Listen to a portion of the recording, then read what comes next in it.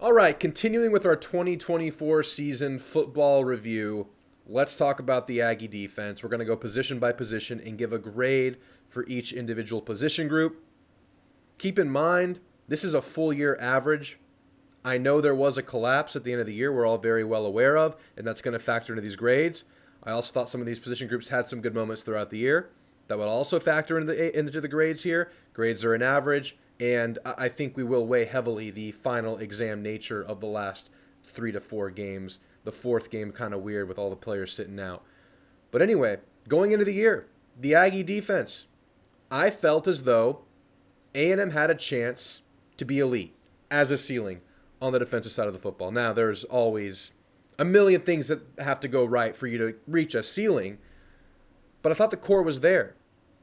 You bring in Nick Scorton, you bring back the Shamars, you have the veteran Albert Regis, you have Cassius Howell and others off the bench, you bring back Torin York, and you rebuild a secondary that obviously had to be rebuilt. And for a good portion of the season, the first 8 games or so, it was good enough. Not elite. It wasn't without its red flags. Giving up too many explosives through the air, repeatedly giving up, outside run contain, not every time, but consistently, periodically taking bad tackling angles at the second and especially the third levels of the defense, and a little bit of an underwhelming, though not totally unproductive, defensive line attack. Yeah, it started with the Notre Dame game.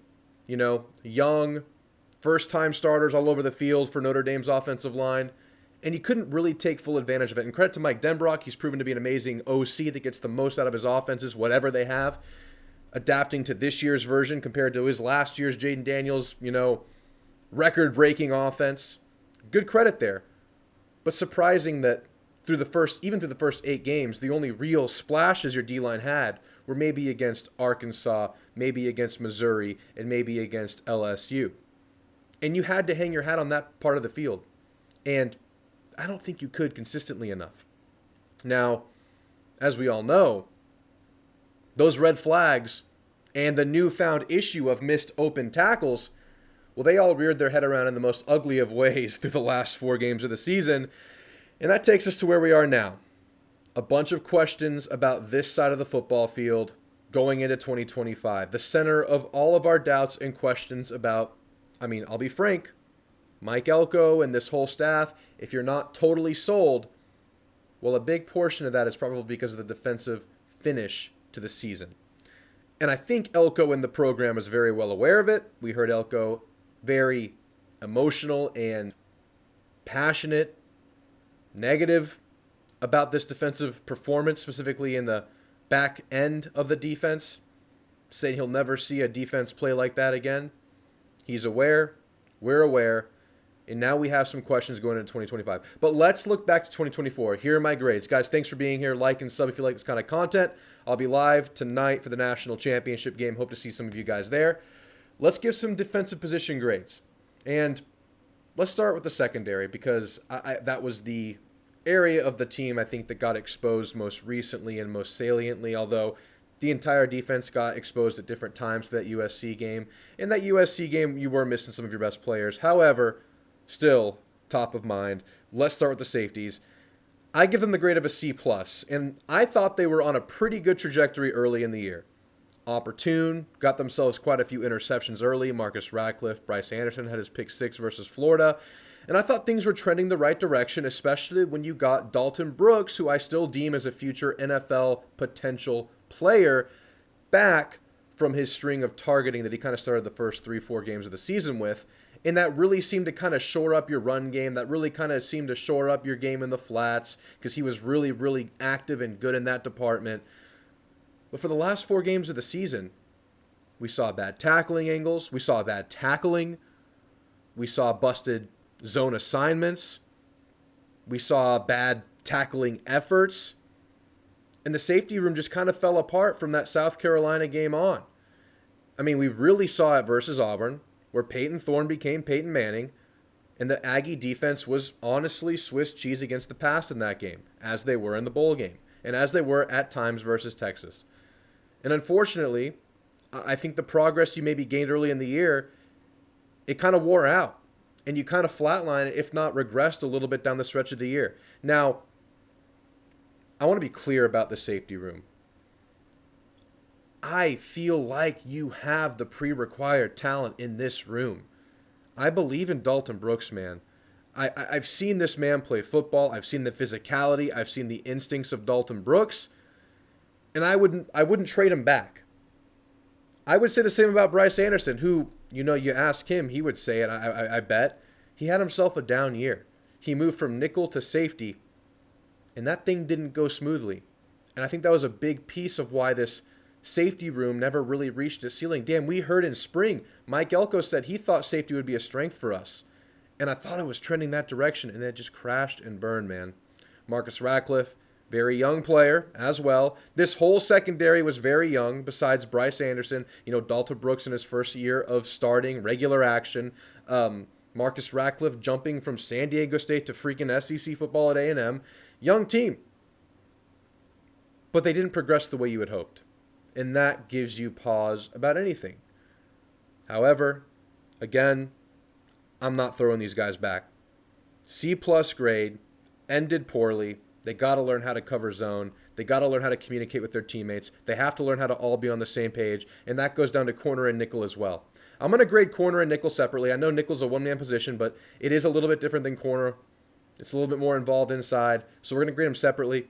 I'm going to give corner a B-. And yeah, corner was bad in the USC game, but you were also without your absolute best cover man by a wide margin, and you had to stick your true freshman, who was kind of protected by Will Lee throughout the year, and you didn't see him get exposed to this level throughout the season. Well, you saw Lincoln Riley and his best weapon go at Des Ricks over and over again.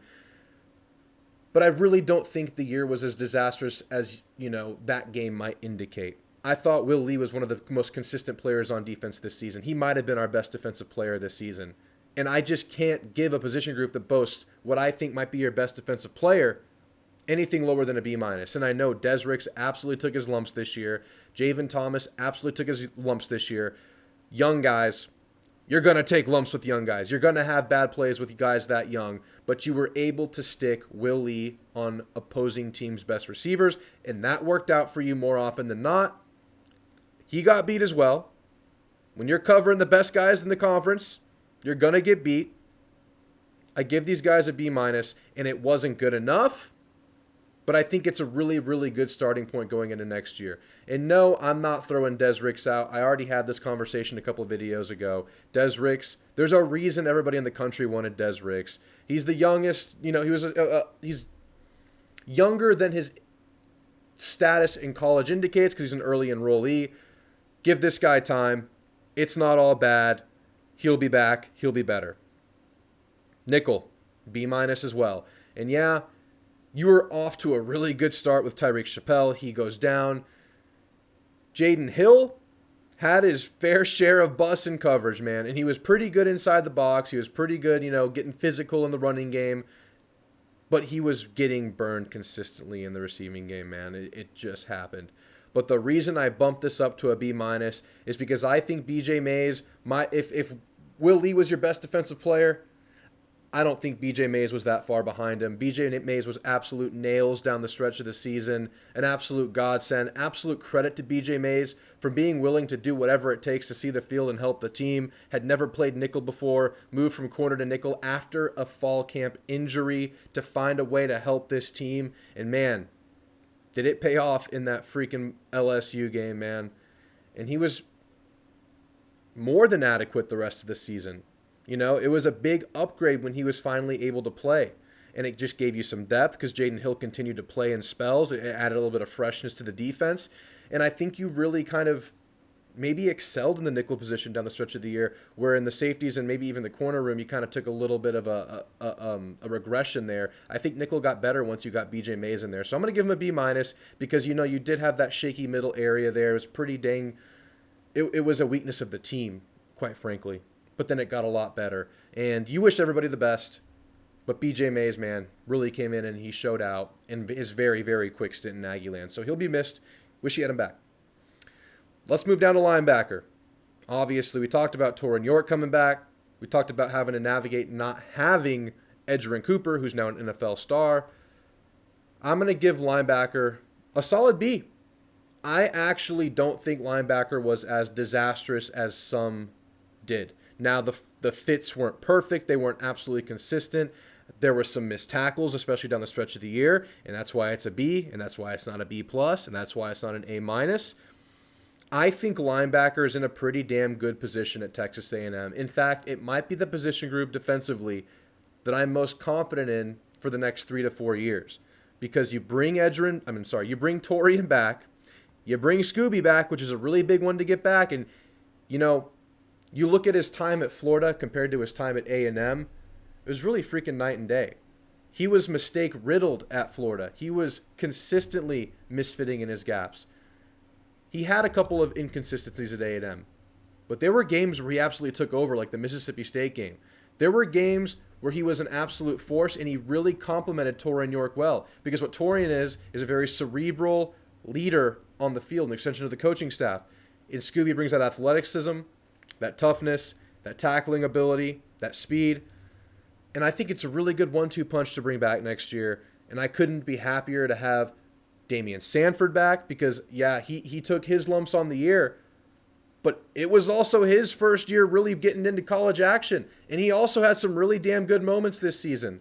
And he's going to be right there in the middle of that rotation next season. But on top of that, I do not believe Solomon DeShields comes back next year. He himself, in a very, very minimal spell role this year, I thought was quality. But Tristan Jernigan, Jordan Lockhart, Noah Mikael, these guys are next up. And there's not a damn single one of them, I think, can't find a way to play next year in that fourth linebacker spot. Maybe they all get a shot. I think the future of this room is really nice. And I know we had some adjustments, I think, perceiving this linebacker group post Edger and Cooper, and I don't think it was ever going to be what it was last year with Edge, but I think it can get close to that next year, getting everybody back. So I'm going to give him a B. I'm happy with this linebacker group. Now, D-line's a really weird one. Weird one to grade, weird one to perceive. I give him the grade of a B. Not bad, not great. But I think we were banking on this unit to be an A+. I think we were banking on this unit to be maybe the best in the country. And while that wasn't terrible, we were ready to hang our hats on this unit. We were ready to make this the A&M attack. Like, this was A&M's identity, was bringing this defense, this elite defensive line, this star-studded, future NFL star-riddled defensive line. And that might still be the case, remains to be seen. But as we talked about at the top of the show, you just weren't. This A&M defense as a whole, now these aren't strictly defensive line stats I'm about to read to you, but I think they relate to the D-line and our expectations. A&M was bottom 3 in the conference in sacks forced. A&M was middle of the pack in run defense. I think they were 9th in run defense in the conference. Now, pass defense, I'm going to read this one to you because I didn't read it earlier, but I do think the D-line's lack of ability to get pressure with 4 played somewhat of a role in A&M's pass defense this year. A&M was 13th in pass defense. A&M was 12th in total defense. And I think if we got that A+ or at least A minus we kind of expected from this D-line this year, everything on this defense goes a little bit better. Because obviously the pass rush puts quarterback on a clock. The disruptive nature of good run-stopping defensive linemen obviously helps your running a game, helps your linebackers. And I just don't think they were the force we needed them to be. But I will say they weren't terrible. And I'm particularly pleased with Albert Regis this year, man. Great leader for the team, great motor, great energy guy for the team.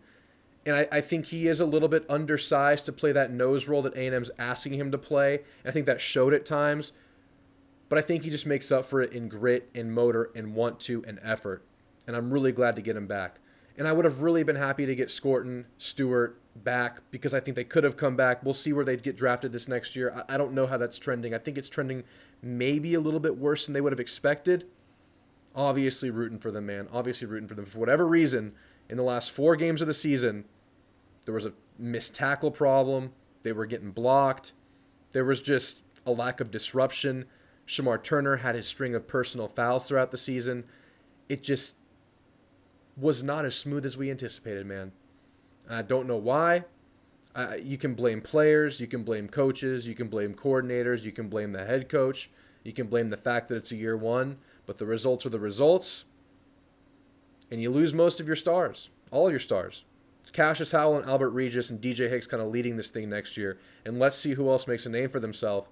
But I think if I'm circling one area of this defense that, didn't perform to what it could have been for whatever reason, it's got to be that D-line, man.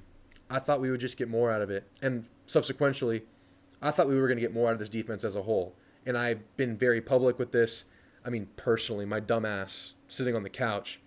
Who am I? But as a fan, I was disappointed in the defense this year.